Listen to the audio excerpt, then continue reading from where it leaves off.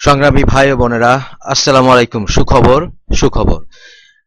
এইমাত্র কিছুক্ষণ আগে 8ই এপ্রিল ডেটেড একটি চিঠি আমার হাতে এসে পৌঁছেছে। সেটা হচ্ছে ইন্টারন্যাশনাল ক্রিমিনাল কোর্ট থেকে। আপনারা জানেন, ইন্টারন্যাশনাল ক্রিমিনাল কোর্টে শেখ হাসিনার বিরুদ্ধে আমি জেনোসাইডের কমপ্লেন দায়ের করেছিলাম। সেটা এখন অফিসিয়াল নাম্বার সহ আমার হাতে এসে পৌঁছেছে। রিজয়েস। যারা অত্যাচারিত হয়েছেন, যারা নিপীড়িত হয়েছেন, যারা এই অত্যাচারী শেখ হাসিনার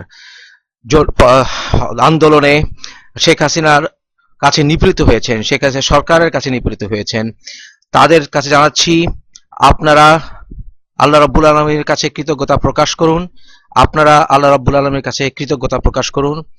শেখ হাসিনার বিরুদ্ধে এই কমপ্লেইন এখন অফিসিয়ালি অ্যাকসেপ্ট করা হয়েছে। আশা করি ইনশাআল্লাহ এখন আমরা উত্তরোত্তর চেষ্টা করব এটাকে পূর্ণাঙ্গ একটি অবস্থা নিতে। আপনারা সবাই আমাকে এভিডেন্স এবং বিভিন্ন রকম সহায়তা দিয়ে আমাকে শক্তিশালী করুন।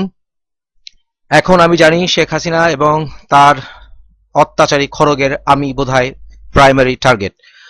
আপনারা আমার জন্য দোয়া করুন যেন এই সংগ্রাম চালিয়ে নিতে পারি। দোয়া করবেন।